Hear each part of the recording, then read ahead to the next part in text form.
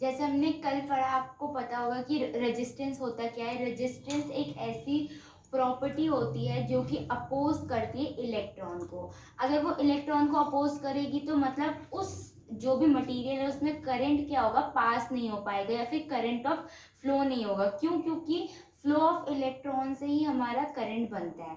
तो हमने कल पढ़ा रेजिस्टेंस क्या होता है, रेजिस्टेंस को डिनोट कैसे करते हैं। तो रेजिस्टेंस को डिनोट करते हैं आर से, और इसकी जो एसआई यूनिट होती है वो होती है ओम, जिसे हम ऐसे भी डिनोट करते हैं, इसे हम बोलते हैं एसआई यूनिट।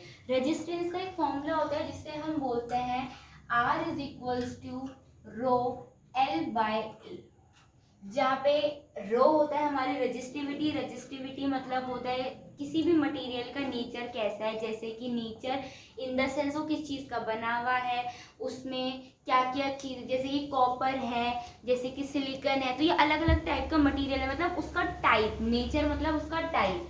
तो रो मतलब होता है हम पे रेजिस्टिविटी। और अगर आपको रेजिस्टिविटी का फॉर्मूला निकालना है तो रेजिस्टिविटी का फॉर्मूला हो जाएगा rho is equals to R A by L. ठीक है, ये वही फॉर्मूला बन जाएगा बाद में। तो आपको अगर रेजिस्टिविटी का फॉर्मूला करना है तो उसका फॉर्मूला ये है। एल क्या होता है? एल होता है हम पे लेंथ ऑफ अ कंडक्टर, मतलब कितना बड़ा कोई भी सब्सटेंस है उसकी लेंथ कितनी है उसे हम बोलते हैं लेंथ ऑफ कंडक्टर। एंड ए होता है हमारा area of cross section. Area of cross section मतलब होता है एरिया ऑफ क्रॉस सेक्शन होता है, जैसे कि ये एक मटेरियल है, ये एक पेन है, तो एरिया ऑफ क्रॉस सेक्शन मतलब ये वाला जो ये सर्कुलर है इसको हम बोलते हैं एरिया ऑफ क्रॉस सेक्शन। इससे जितना भी इलेक्ट्रॉन फ्लो करेंगे इसके अंदर तो ये होता है area of cross section. Length of conductor, ये कितनी लेंथ का है, फॉर एग्जाम्पल अगर ये 3 सेंटीमीटर का तो ये उसकी लेंथ हो गई। जैसे कि अगर हम इसे फॉर्मूले में लगाएं तो ये किस चीज़ का है, फॉर एग्जाम्पल अभी हम उसे कॉन्स्टेंट ही लेते हैं, तो फॉर एग्जाम्पल अभी इसे मैं 1 ले लेती हूँ, किसे, रजिस्टिविटी को। लेंथ मैंने इसकी कितनी बोली, 3।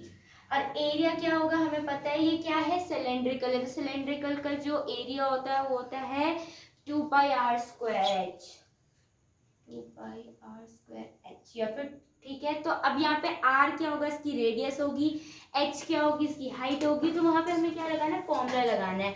अब जैसे कि इसकी जगह अगर हम क्या बोलते हैं एक स्क्वायर रख लेते हैं, तो स्क्वायर में उसकी लेंथ कितनी, मतलब उसकी साइड की लेंथ कितनी है, और एरिया क्या होता है, साइड स्क्वायर होता है। तो वैसे करके हम इसे लगा सकते हैं। तो मेनली यही था। और अगर आपको वोल्टेज गिवन है, करंट गिवन है, तो यहाँ पे हम ओम्स लॉ भी लगा सकते हैं, जो कि होता है V is equals to I R. तो यहाँ से रेजिस्टेंस का फॉर्मूला बन जाएगा V बाय आई। तो रेजिस्टेंस के बहुत सारे फॉर्मूले होते हैं, वो हम आगे क्लासेस में पढ़ेंगे। Thank you.